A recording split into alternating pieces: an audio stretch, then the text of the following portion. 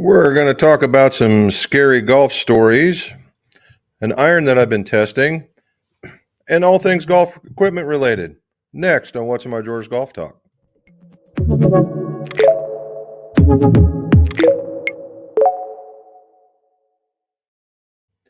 Welcome back to What's in My Drawers Golf Talk. Jim McCleary here, and this is where we talk about golf club repairs, golf club reviews, and golf club fittings, all so your scores can go low. If you would, like, subscribe, hit that bell somewhere across the bottom here, and that way more of this information gets out to the YouTube universe. Tell your friends, tell your family, as the case may be, and maybe we'll learn a little something about it on the way through. So we are into October. That is the scary season, and that's the reason why I got my buddy Bones McGolf over there, and our newest edition. See if I can make this go. Here we go. Our newest edition. How's that for a treat? That's Little Bones. We're going to turn him off, but there's nothing more comical than a toot, so you got to have that. All righty. So as we get things still going around, as I told you last week, put my dad in a nursing home. He is now in hospice care officially, and so we're trying our best to keep things together in order to make things go. Last week, we actually did do some club making amongst all this stuff, and we got a set of high launches, Mizuno hot metal high launches right there. And we ended up putting some VRTX shafts in there of the 80 gram variety. And then we ended up putting on some of the Golf Pride CP2s in the mids. And he was pretty much a standard, so that was pretty cool. And I had him hit him because he came in for a driver fitting that day. And he took him about 3 swipes, and bam, he was hitting it down the groove and doing pretty good. So the thing from the fitting was that he came away from the fitting, and he said he played his buddies, and he beat his buddy playing his old clubs from the stuff I told him. So that was kind of cool. I had a chance to. I am looking at this. You ever think of those little plastic covers that you got on there? I bet I got one on there.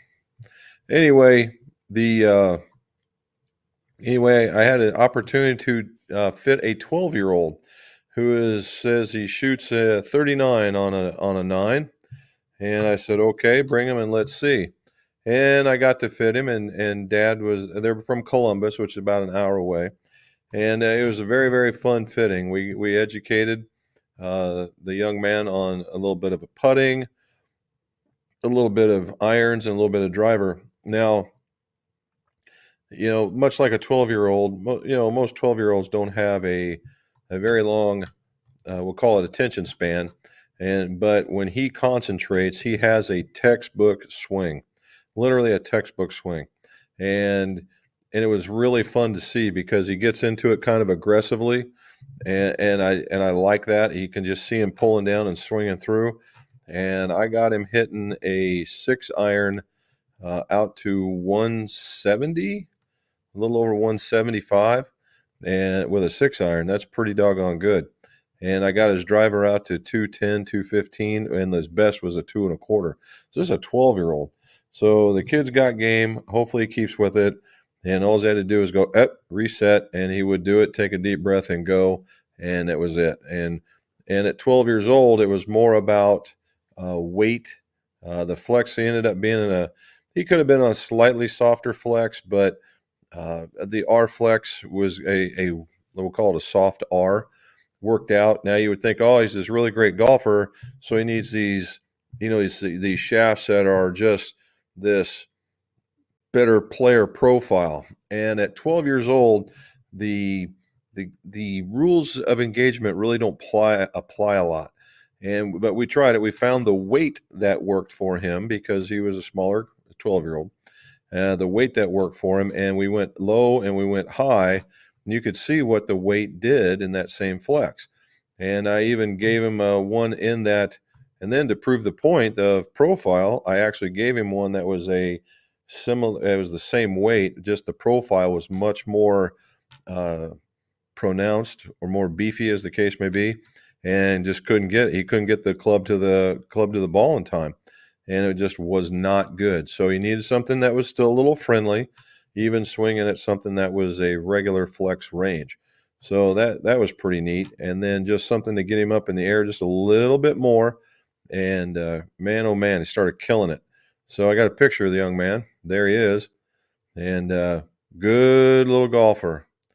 Good little golfer. When I got him warmed up and not only in physical but mental, he was a real treat to work with.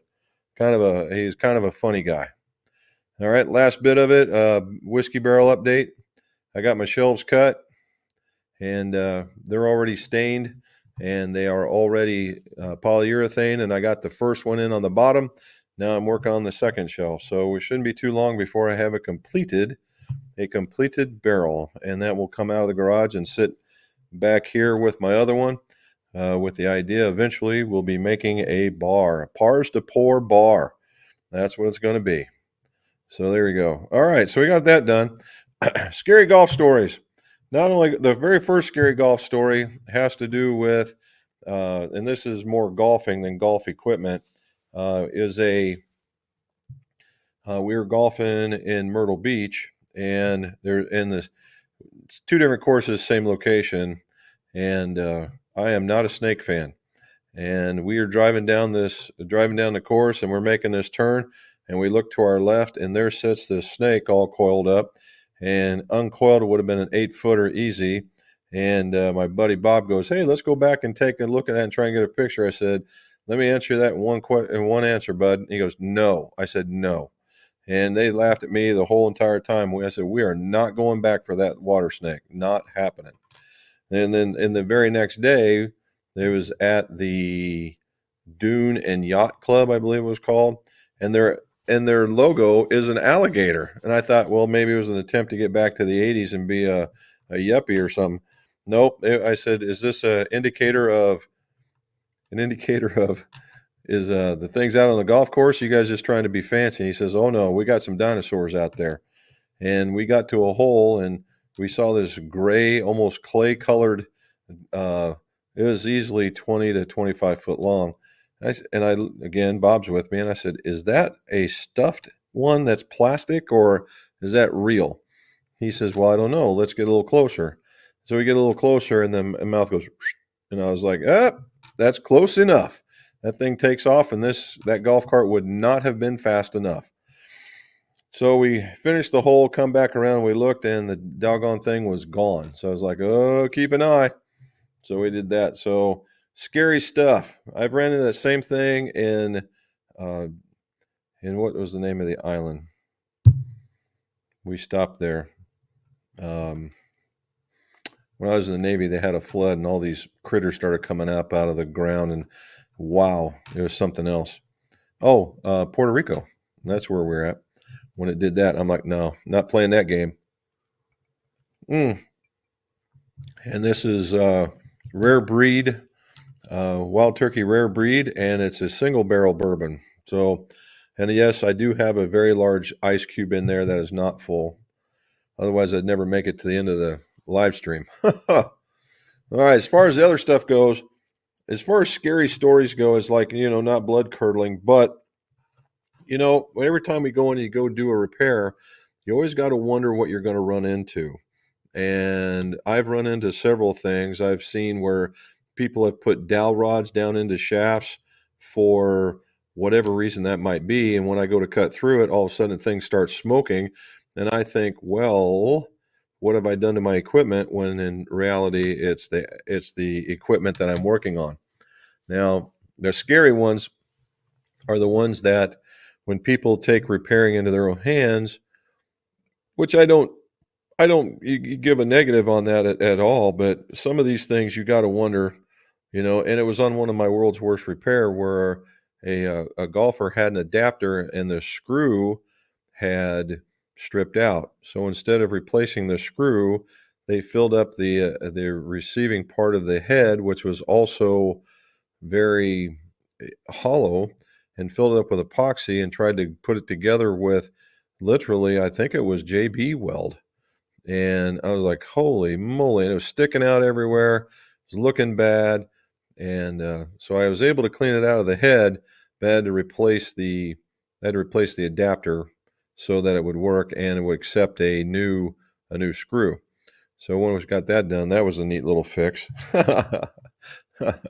Now, one of the other scary stories, and it looks like if you see, I got a little cut right here. If you're working with golf clubs, that is a common cut. Although I didn't do that while doing this particular job, I raked my hand across a freshly cut golf club, and the slag got me. And I was just like, yeah, thank you very much. And as you can tell, I probably did not say that. I probably said something a little worse. Anyway, when you're working with golf clubs and golf grips, right?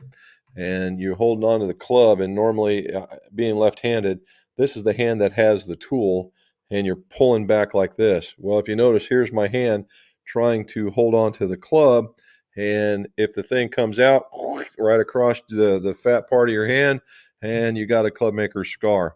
That's the very first time when you realize that you want to be opposite, and you hold on to the club in front of you and pull back. And that's the other reason why you wear this guy, is so that when it hits you, if it hits you, that it hits this instead and not your body.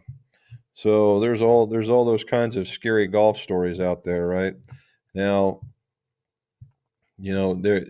so this is not a undangerous it's not an undangerous hobby when you're working with spinning cutting wheels, sanding discs, the sanding pieces that are going roundy, anything with a sharp edge, heat, right? I can't tell you how many times the end of my fingers have gotten a little bit toasty. So again, everybody check out safety when you're doing this, please, so that you can actually go out and enjoy golf instead of just having to sit around watching people enjoy golf. All right, so the last bit of it is I was finally sent, and if Peter gets on here, he can help put in here, but I got one of those. This is the Apex Fusion.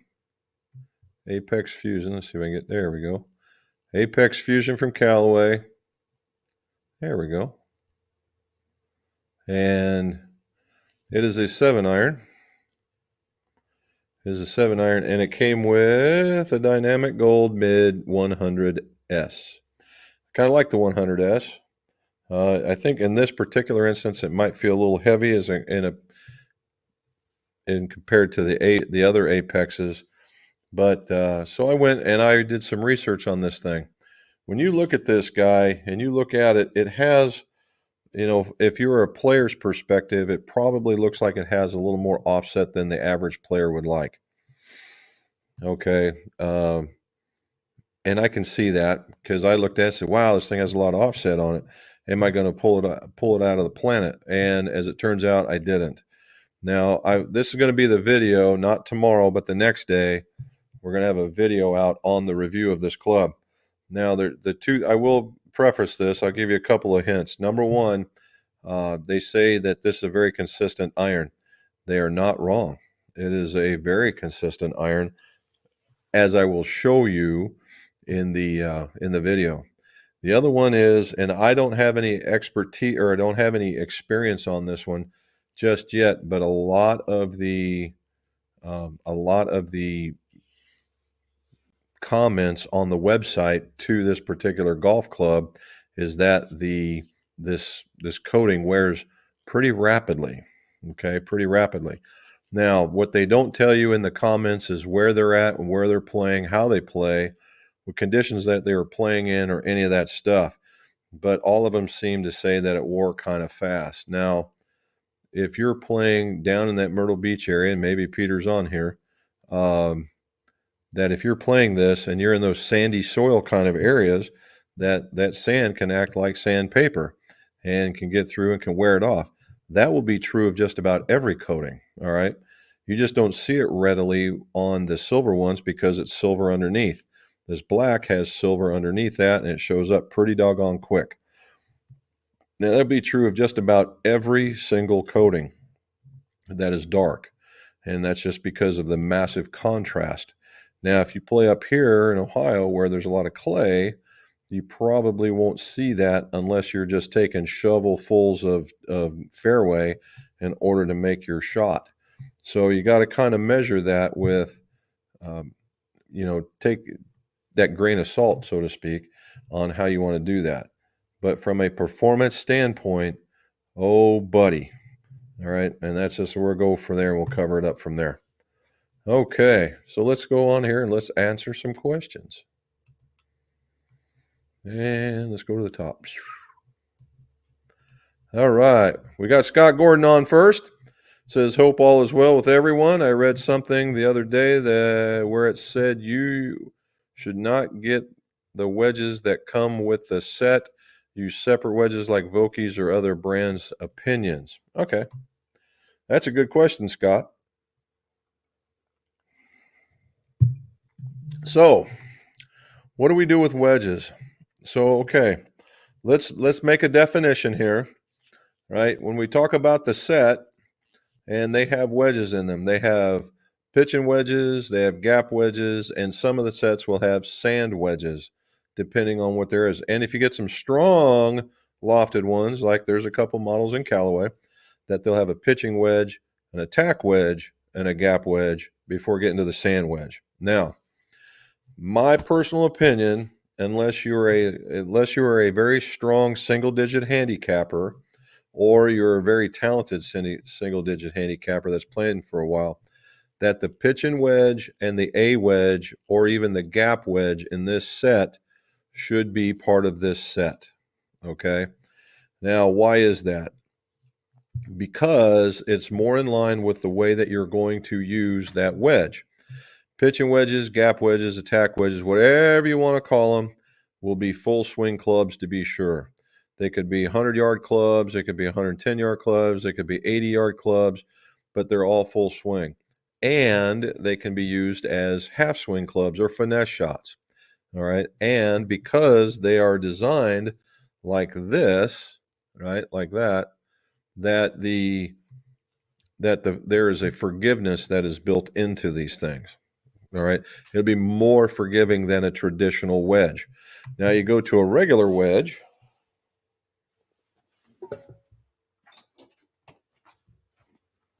I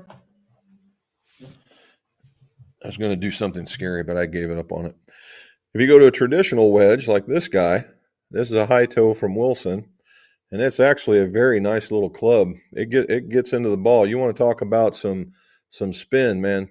It's fairly aggressive face, even for a raw face. So anyway, you get into a wedge, a regular wedge, and these are basically like really fat blades. Okay. So really, blades, as we all know, is not a very forgiving club. The reason why you get away with this in a lot of cases is because the club is short and you can manipulate it so that you get to hit that. Because, well, I hit the wedge really good. I'd be able to hit my 6-iron, if it was a blade. No, that's not how that works. This is very short. You're able to get underneath the ball, has a lot of loft, and so it's really easy to get up in the air in a lot of cases. All right, so that's where this is at. So what I would suggest is at the sand wedge for your average golfer, at the sand wedge and lob wedge, use this for a couple of reasons. Number one is that these clubs right here are really not made to be full swing clubs, in my opinion. They're made to be finesse shots. That means 3/4 shots, punch shots, half shots, chips, pitches, you name it. This can get it done. All right. It has probably a little bit extra soul, or depending on if you got the right soul grind, and to take those shots that are less than full swing. And that way you can get through the turf, make that good contact, and depending on how you do your less than full swing shots, can be consistent from the beginning of the round to the end of the round. Now that's what these are. Where now you get into the sand wedges of these, and you get like a hot spot, or if you get more of a player setup, it may not be the right soul grind. So you have the ability to do this. Okay. Now, here's the caveat to all of that. If you happen to be a very strong golfer or with carrying a lower handicap, then I might suggest a gap wedge or a 50-ish loft in these particular irons. And why is that? Number one, they can be more precise if you're that low handicapper. If you're not, they probably will not be. That's the trend. That's the trade-off. That's the balance point in your set. Now, also, if you're stronger, this is the one you're going to want to get in there as you get through the turf, so that if you chunk one, it's still going to get out and through. Now, and the lower handicap golfer is more likely to hit the center of the club. So it's not necessarily based on the set, but more based on the golfer. Okay, based on the golfer. Also, here we're really getting through it. If you're hitting this wedge and it's 52, yes, I would make it more like the set. You get down the sand wedges and the lob wedges down at this end of it, then I would look at maybe a wedge specific shaft, because they're doing different jobs. Okay, different jobs. And that's where I would go with it. So hopefully that helped you out, Scott. All righty. Emmanuel, what do you say, buddy? Good afternoon, Robin and Jim, and the rest of us professional fitters and builders. Hope all is well with your dad. Yeah, he's resting comfortably. I think the medications are kicking in, so now we have to deal with the spaced out version of my dad, which I've never seen. So it's a learning experience for those of you that have gone through it. I feel for you. For those of you getting ready to go through it, stand tough. And it's a good thing my wife is helping me. Otherwise, this would be really, really, really hard. The other part is my sisters came down this week so that they could talk with him and, understand what he wanted. And he was very clear of mind. Just starting to see that decline just a little bit now. All right. Is there an iron shaft that would work for as a senior flex, or should I just go graphite? I also recommend a soft feel compression ball. Thanks. Stuck on 82 all week. Well, it just turns out that there is. So, Manuel, I would recommend, if you're looking for an iron shaft, one that's probably going to stay with you or with that person. And I've got them over here. Actually, I got them over there. Two things. Okay, two things. Number one, Nippon's Neo 850. All right, the Neo 850, and now there's a 750 coming out. I'm not sure how that's going to work, but if you're looking for a lightweight a lightweight steel shaft, there's two that I would recommend, like right now. Number one, and I've got it sitting over there, that's why I'm pointing there. Number one is that 850. I have hit it, and they make a stiff flex, and it's got a soft butt section, so it plays soft. But it's a stiffer bottom end section for the larger golf clubs that we're saying, or for the stronger clubs to help you get them up in the air. Those are great. And if you're in that 80 gram, if you want to go softer, they're going to have that 750 coming out. And I did some testing with it. I've got to get back. I lost my groove. I got it back when I was hitting that other club. So we're going to go back and hit that one. I'm kind of hoping they'll just send me the 750 so I can do a comparison. Now, another one, if you don't have the 750, is they have a Zelos. If you're looking for something that's even softer still, a Zelos. Zelos, Zelos, and it is a 75 gram shaft as well, and it is very soft. It's for the smoother. If you had somebody that was a senior that was a smoother swinger, that even at a late release, that would be a very, very nice club or a nice shaft to put in there. Now, if you got to go lighter, you're in that 60 gram range, and I'm not sure of any steel shaft that's even made in that category, and it would be so whippy. That'd be kind of bad, honestly. So Nippon's knocked it out of the park with that Zelos. I've had very, very good luck with it with smoother swingers. I was going to use it on that 12-year-old, but he ended up liking the 80 gram, the I Series 8 in that 80 gram. Now, I did give him some other ones. I gave him a VRTX, didn't like it. It was too much shaft. And I thought about this other one, and I just didn't go there because he was down the middle, baby draw. I mean, you're not going to like it any less than that. Emmanuel says, Scott, I took out 48 and 53 wedges from my stand and replaced them with 48 wedges from different grinds and bounce. It was difficult to finesse shots. Now, the 54 is much like the sand wedge in that shot, and the 50 and the 48 is more like the gap wedge. Now, Emmanuel is a low handicapper, so he falls right in that category I would talk to.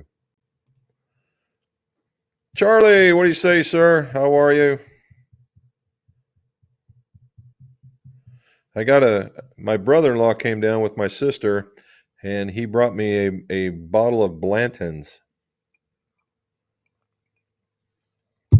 and we had to pop that open while he was here. Steven, what do you say, sir? Hello from Tennessee. Shot an 89.85 this weekend, and here I thought Halloween was next week. Well, it probably will be, but it's going to still be scary all the way through. We're going to keep going with it. Bones likes to come out, right? He's our guy. And last year I had him talking, but I think the batteries ran out on his eyes. So now we got Bones Jr. And no, I won't turn him on again. All righty. Emmanuel, I'm with you on the wedges. A special grind helps with finesse shots. And it does. It really does, right? It's all about turf interaction. And that's the reason why when we do these fittings, we get into wedges, you want to ask. You know, you've always heard the terms sliders and diggers. Well, that's a portion of it, right? And it's all about where you also play. If you're playing in places that are very thick in the rough or very fluffy in the sand, that's going to be different than if you go to a place that is very well manicured or very close to the ground or even hard pan. Two different ways of getting through that stuff, right? And so you got to be very particular about the places that you play and the grinds that you get. Now, the other part of that is the sliders and the diggers, that's just hitting a straight shot. Are you a person that flops it, that wants to go like this and open it up and hit that open shot, right, and get that little pop up in the air? Or you got to just, I call it the artiste, which is the one that wants to do the Phil Mickelson stuff. And then you got the point, click, and chip. It's just a tool. You get it down there, and away you go. And neither one of them are wrong. I've seen plenty of people do very, very well either way. It's just a matter. But if you get the opposite, if you get something with a very high heel and toe relief, and you give it to somebody who's a point, click, and chipper, that thing wants to open up and maneuver as you go through the turf, or even as you're swinging it wants to move. You really don't want that when you're doing that. You want to be somebody that's squared away, much like this one. See, there's not a whole lot of relief there. That's very much a point, click, and chip kind of guy. And this thing will just do exactly what you ask for it at that point. Now, can you open it up? Yeah, but ever so slightly, not that big pancake flipper kind of move. Charlie says, good round, Steven. You're bringing the numbers down. Golf is a game, or is not a game, it's a journey. There you go. There's Brad. How you doing, buddy? How'd that single link thing go? I'd like to hear about that one. And did you get your grips? That's another thing. But good. Glad you're on. My dog Rex says, thumbs up, folks, please. And I agree with him. Hit that thumbs up. Hit the subscribe if you haven't already. And tell your friends, tell your neighbors, tell your dog, whatever. Yep. Charlie wants to know what's in the glass tonight, Mrs. McGough. So here she goes. Hello, hello, hello, hello. And it's root beer and vanilla today. I won't mention the fact that Starlight Blackberry has become one of her favorites as she killed a bottle while entertaining my sisters. I didn't say my sisters were part of that, but they were. She was there and she killed one. And I'm told that's a very, very good bottle. So there we got plenty. All righty, Lawrence, how are you, sir? And it's in Jersey and it's a warm day. It was a warm day here too. All week I did check the weather. It's supposed to be into the 70s, but it'll start somewhere in between the 40s and 50s to get up there. All right. And AFW, of course, absolutely. There we go. Hello, hello. There we go. Jack, what do you say? There we go. We got a picture. Well done. Good afternoon from Lombard, upper 70s. Same thing. We got that one. We're gonna enjoy this while we can. Mr. McGolf got the X range mode, and it looks really good after we got 6 inches of rain.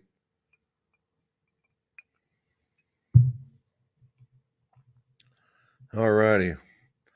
So here's one. What do you got? You guys are got your ear to the ground when it comes to golf. What is some of your most anticipated releases? Either golf equipment, golf equipment, or even what we might see on TV. Now, I did get one. If Mrs. McGolf comes in here, they did. True Temper released a new golf grip called the Icon.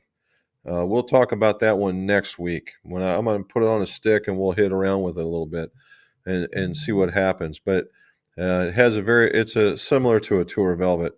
It's an easy way to get into it, and we'll talk about that one.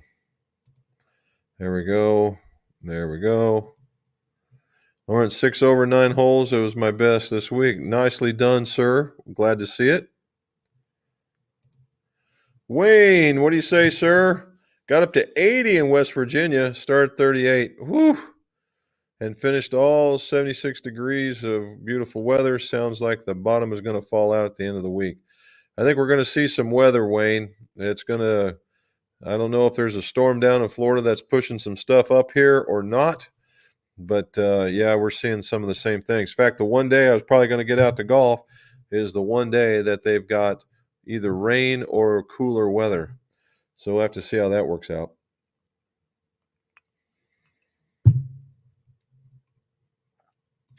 Robin talking to them. There's Brody. What do you say?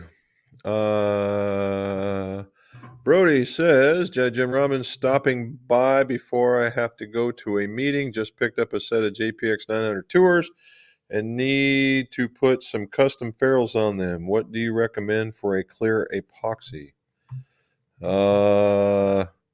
Well, Brody, if you're putting them on in a very correct fashion, you're taking the head off and you're sliding them off, and you don't need to worry about a clear epoxy. You just put them on there and you wipe it off and you're good to go. If you're trying to do that split it and then glue it back together thing, I don't know, man. The epoxies that I know and I have worked with, but they've always been a gray. I very rarely have ever had a clear, is at Golf Works, and then also at 3M, but they're black, tan, and there was another one that was white, but I don't believe it was for golf club making, so I wouldn't exactly do that. So if you're going to do it, I take them apart and slide them on. You don't have to worry about it. But there it is. Is GolfWorks any good? Yes, I would trust GolfWorks with a clear epoxy. That's for sure. Travis, have you had any experience with adaptive golfers, amputees? Yes, I have, as a matter of fact. There was a book written 20 years ago that we were part of. We helped, and it was not, they didn't call them adaptive golfers back there. Basically, it was straightforward. It was helping out handicapped golfers. And we weren't the first people to do it by any shape of the imagination. And now with 3D printing, it's probably going to be tons easier. But we started out with people that had strokes, couldn't use one side of their body, people that didn't have use of their lower body, guys that were missing limbs, that kind of thing. And we were attaching garden hose pieces with hose clamps to these rigs so that they could hold on to. And at one point we even had a hinge. I don't think it worked very well. And a hinge in order to go through that. That was a lot of work. But you would be surprised how good some guys are. To the point, while we're talking adaptive golfers, I've seen some guys that will hobble out there on one leg and go, hey, you guys mind if I join you? Yeah, and you get out there and he'll flop it around one or two times and he goes, "Hey, you guys want to play for a little bit of money?" And oh yeah, sure, no problem. And all of a sudden this guy turns into a PGA pro and can hit it better than I can. So, uh, you know what? I honestly, I think if you try to give these guys an inch, they might actually get mad at you. So, treat them like a regular golfer, and if they need help, help them. But most of them will do pretty good. So, Travis, here's the thing. Number one, in a lot of cases, depending where you're at, if you're using one hand, or if you're doing something like that, or if you have limited mobility, golf club weight is an absolute paramount thing to consider. All right. That's absolute paramount thing to consider. That's number one. Number two is, again, if they were, and you got to get them used to this idea, but if they're only using one hand and you really want to give them a lot of control, use a Jumbo Max grip. Use a Jumbo Max grip so they can have all the control that they want. They can squeeze hard, swing hard, the whole 9 yards. It'll take a little bit to get used to it, and you got to wonder whether or not you want the heavy one here or the light one here. That's that one. The next one is and we're talking about mostly golfers without limbs in this particular point. And if the other one is, you ever seen the golf carts where they raise the golfer up because they've lost the use of their lower body? When they get up there and they do that, what you'll have to do is really consider lie angles, some very, very, very upright lie angles, right? And so you're going to want clubs that you can bend maybe a little further than might be desired. And so you have to research that because they're going to be very, very upright. They're not going to be able to bend over and get into that athletic position. So they're going to golf from a very upright position. Once you get those figured out, then they're going to have the greatest time to be able to go play. There we go. Hope all prayers for Dad and his comfort. Thank you, sir. Pewee, there's been a while. All right. Hey, Jim Rom, long time since watching. Currently off 8.8, shot 76. Well, nice. Still rocking the sevens. Nice. Oh, a 3 sonar tech. Oh, it was a hybrid. I have no idea that they made hybrids, to be honest with you. And they're unbelievable. Yeah, they are. Sonar techs are bad to the bone. They were the original hot 3-wood. And if you could find a 3-wood in that, if you needed something that was a little flatter, or if you could get somebody to bend it for you a little bit, that thing was bad to the bone.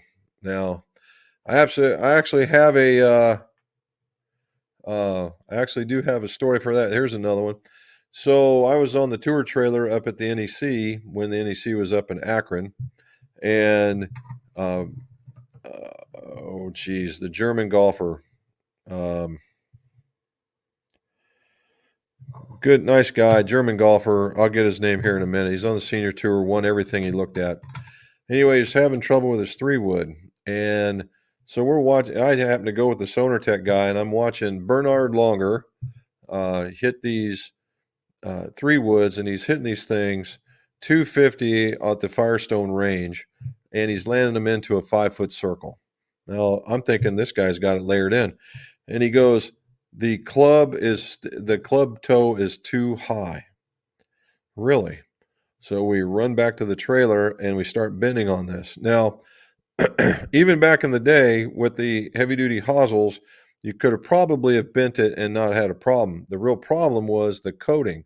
That black paint would spider web in an instant because they use this really hard coating.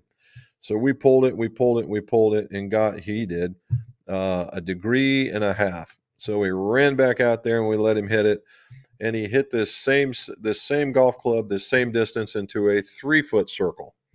And all he could say was, "I guess that will work." And I'm like, "Oh, okay." And he put the 3-wood in his bag. So I don't know how many times he used it, but the dude had it lasered in within 10 shots. Okay. They're saying hello. There's Peter. The Grand Dunes Club. There it is. That's the one I was talking about. I also put a Dark Speed LS in the bag. Oh, you sound like Krister now. We'll get him in here and start talking about it. Dave Grossi, Jim and fellow lefties in 79-degree Michigan. Just got home from around 4140. Nice. Well done, sir. Well done. Okay. Lawrence is going to install a stock Mitsubishi Tensai AV Blue 60-gram stiff shaft into a 7-wood. Would I need to tip trim it about an inch? I would, number one, Lawrence, I'd go back and I'd look and see what the tip section is on this thing. If it's 3 inches and you still want it to play nice, then I'd say no more than an inch to an inch and a half. That's all the further I would go. If it says it's a 3-inch tip, or if it's less than a 3-inch tip section, say 2-inch, which this one certainly will not be, then yeah, just 1 inch. Oh, I don't know, Charlie. I did get it at Wild Turkey to say that, and I don't think that it might be a 6 to 8, maybe a 6 to 8 year bourbon. It's I have the rye. The rye is one of the first ryes I liked. It was a very nice pour. This one here, I've had some of the regular one, this single barrel, very much more woody appearance in it, and it's really easy to sip on, as you can tell.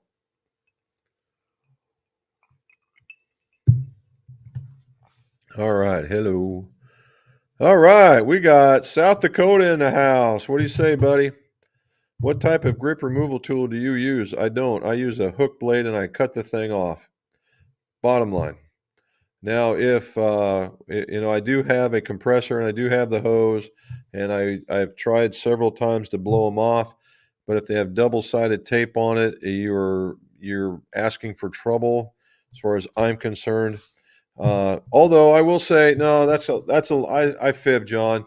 In order to blow some grips off, what I will use is the needle and the squeeze activator. So it's a reservoir about yay big around, about that tall, and there's a needle. It's called a needle gun, and it's got a nice thin needle, and you get it to where it's squirting the stuff, and you shove it in there, and you put your thumb over the hole. It blows up the grip a little bit. When it comes squirting out the end, you just give it a little twist, and you pull it off, and there you go. Some other folks like putting that thing down the other end with the V in it. I either have zero patience, which that would be true when it comes to this stuff here, but I've not ever been successful. So whether they call it a needle gun, check out GolfWorks, they would have it. Yes, I do, Charlie, to catch the blood, catch the goo, catch everything. I even wear this thing when I'm doing my work on the barrel, so it gets on this. I am a slob.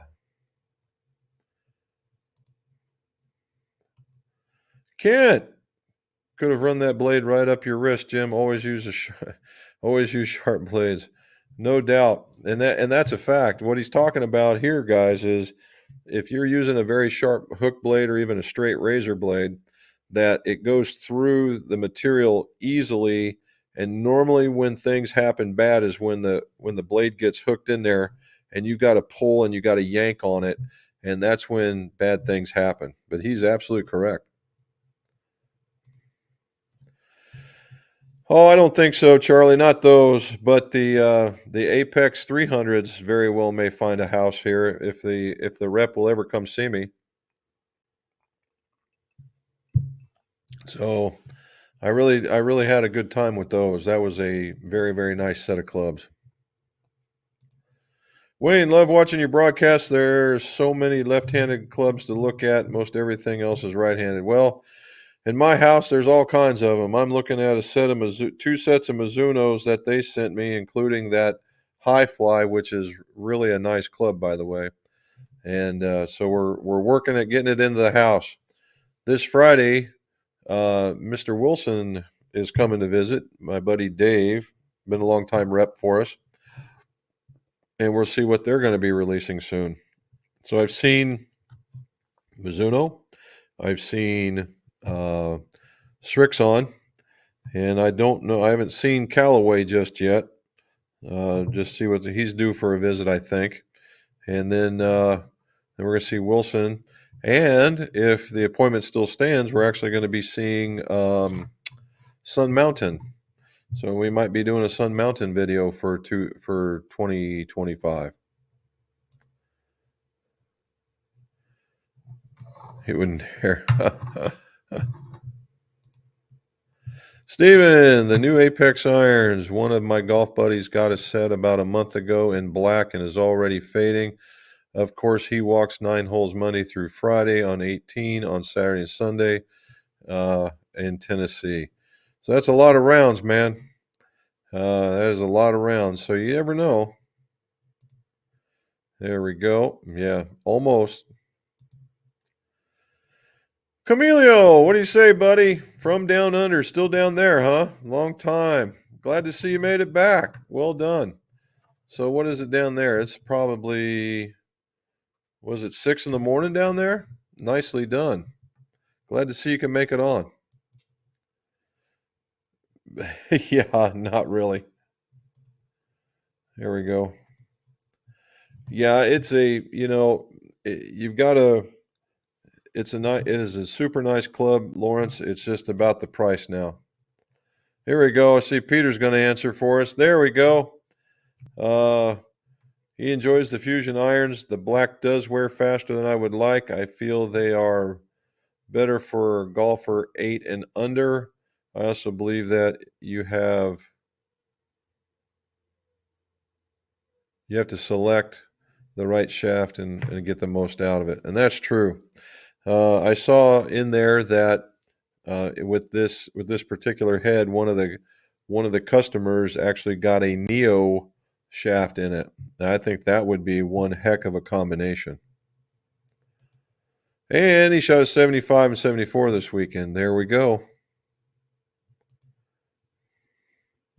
Well, we'll find out here in a minute. Excellent rounds. My bulky Wedges SM9s are worn out in the middle from the sand and ball impact. Call your son, Peter. Good excuse to get new ones. That's absolutely right. Sounds like time for new wedges, he says. Yep, he's more of a Titleist man, I think. Titleist 9 wedges. There we go.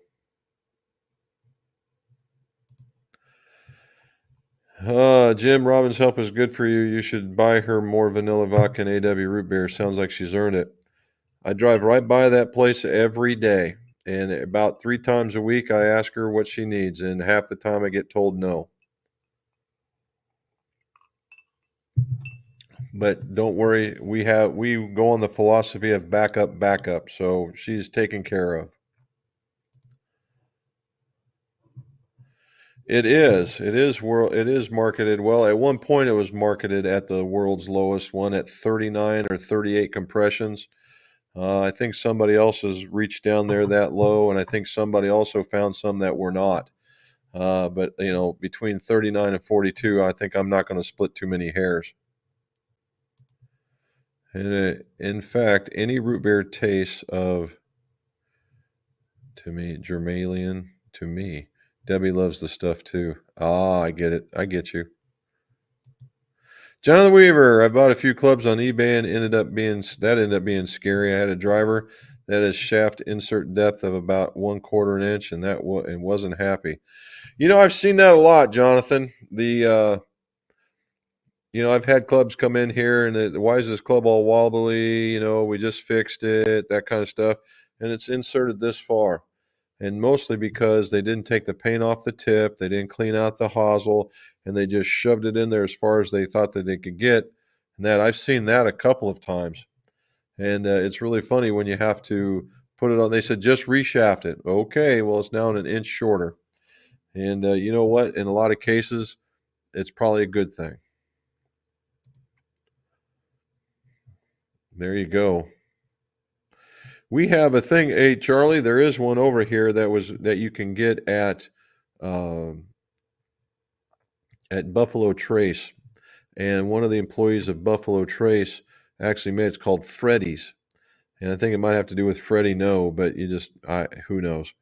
And Freddy's root beer, it's specifically designed to go with their bourbon cream to make a root beer float, and it is very root beery, homemade root beery kind of flavor.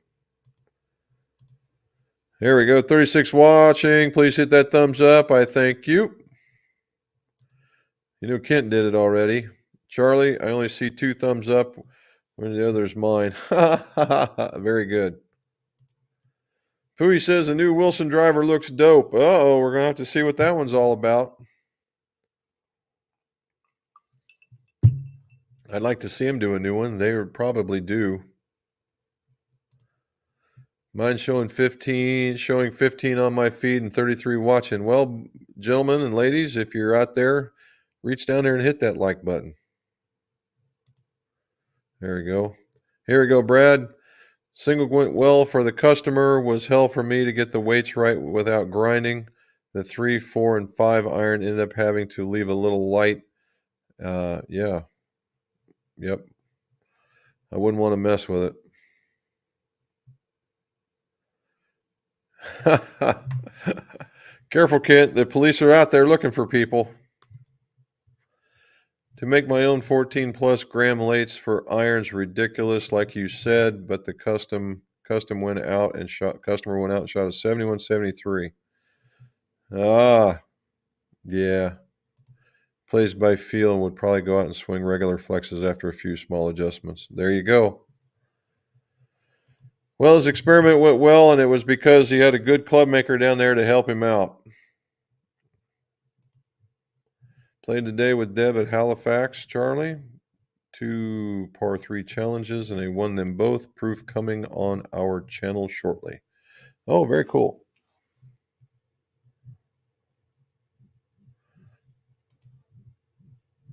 Thank you, Charlie. I agree. Wait a minute. On our channel shortly, is there a channel out there I need to be looking for? Let me know. All right. One length was an interesting to say the least, but it worked for the customer. He went out and shot, but it was the hardest build. I'm trying to figure out how you're able to get all those things bent, unless they were forged clubs. That'd have been a good one. Having to grind clubs for consistency, so I ended up making my own 14 gram, and they were still light. Yeah, you're going to run into that, man. Okay. Most addicted to that stuff. Ooh, I like the diet stuff. It's a little less sugary and it has a little less of that flavor you're talking about. Nope, so did she. Jill, caddy for a guy in Chicago, came down to Bloomington Country Club to play the pro. It's a Bloomington Country Club. All right. The one-armed guy whipped the pro. I will never forget that. Had just his left arm. I'm telling you, man, some of those guys are very, very dedicated. They're very, very dedicated golfers, and they know that they're at a disadvantage, so they're trying harder in order to play that, and then it becomes normal. But I've seen guys with one leg, one arm, and just go out there and absolutely beat people down. So yeah, and I think they might take it as a badge of honor that you're like, no, man, I'm gonna get my ass beat by somebody with one arm. No, and so that's pretty cool. Oh, Pooey's got 3 of them. 17, 19, 22. Todd Hamilton won with the hybrid all of UST rods. Oh my God, you really are going old school, Pooey. I-rod shaft. Wow. I can't tell you how many of those I went through. Those are actually the very first generation were really good. The last one, not so much. That's pretty cool. What about Bud Washington? Do you think Live Golf will relegate him, even though he's a franchise owner? You know, Kent, the whole thing about this is it's Live Golf. The guys are getting paid plenty of money to go play golf. You know, if they wanted to, I'm not a firm believer in let's have them play our side, their side. Because and I'll give props to Bryson DeChambeau for showing up and winning. The dude probably practiced his butt off in order to get there. That's one tournament, and that's it. So even if it is a major and it normally is tougher conditions, I will give him that. But it's one. You want to play with the best, you play over here. And if you want to play for money, you play over there. And that's just the long and the short of it. And I'm not busting them for wanting to get money and get them. It's life changing money for a lot of people.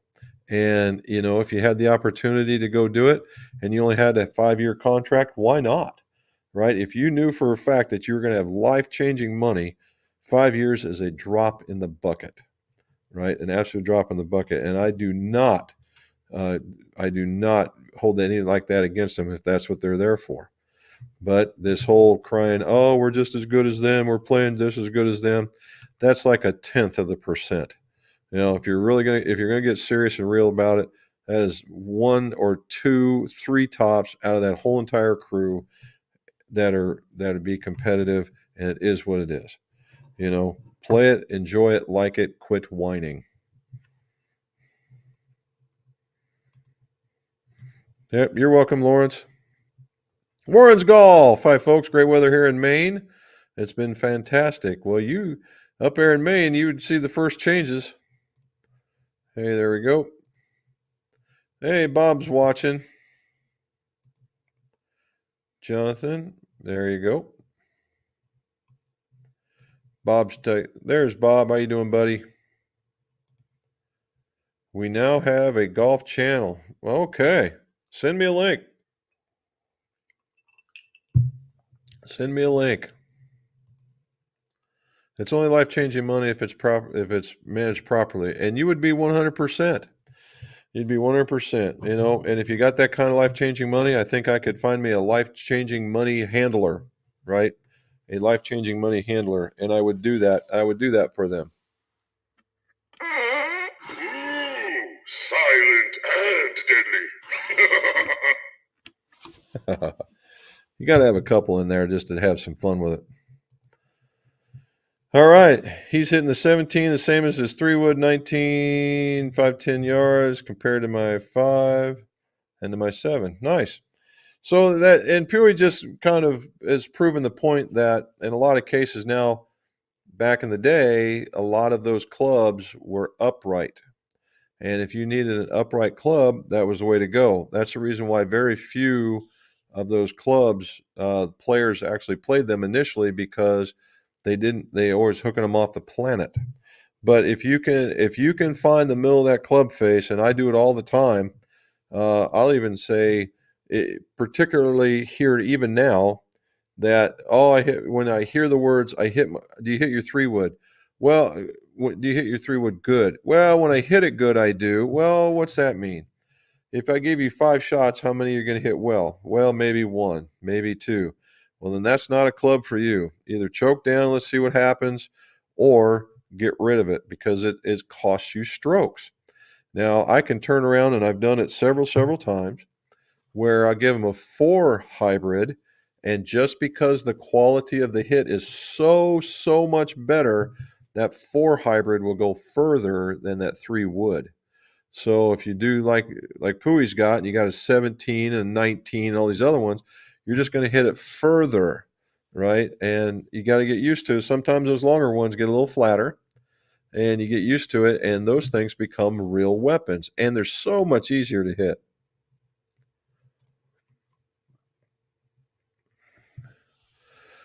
Very true, Charlie. I would say, yeah, money managing. Of course, this is monies that they're talking about that I'm not even familiar with, but yeah, manage it good. Lawrence, thank you, sir. Kent, check on my avatar. I should have it there, or I'll mail it to you anyway.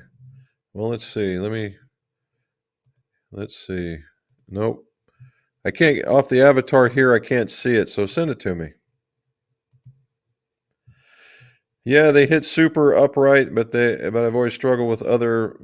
Yeah, so the modern hybrid. So a lot of the new modern ones, Pewee, have gotten flatter, and that's to attract. In the day, the combination when you had the regular, if you remember, They would have the regular one, and then they would have a pro model one.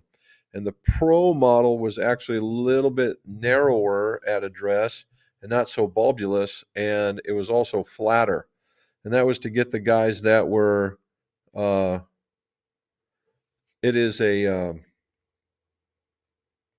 more for that flatter, more traditional golf swing.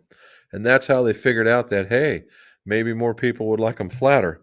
Not more, just some. And so you see, like Wilson, Strixon, they're still very upright, and people absolutely slaughter them. You start getting into Mizuno, you can adjust, and they can go 3 degrees upright. And I've done that, and people have gone from not hitting it well to just absolutely killing it. And I've gone the other way because it will go lower, and done that. That their adjustability at Mizuno is just right there. And then Callaway has gone flatter. Now they've got a draw setting which will bring it up ever so slightly, but I don't think it's enough. And there's that problem.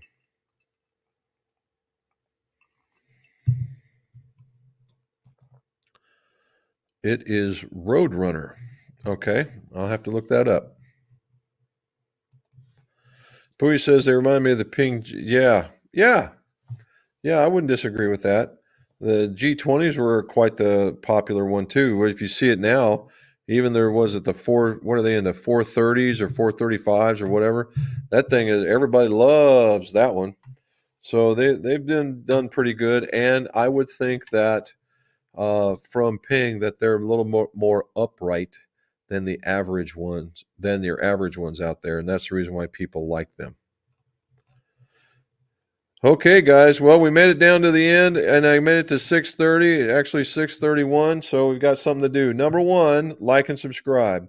Number two, watch Wednesday for the video, and it will be of the Fusion TI and how we tested it and how it reacted as far as consistencies go and the things you can do with it. Keep in mind, you can always custom order these things if you're in the line for a new iron, and then check it out. And don't forget to like and subscribe to that one. Also, go out and enjoy it. Have a safe day. And enjoy yourselves, and take care of everybody. And for that, let's see your scores. Go low.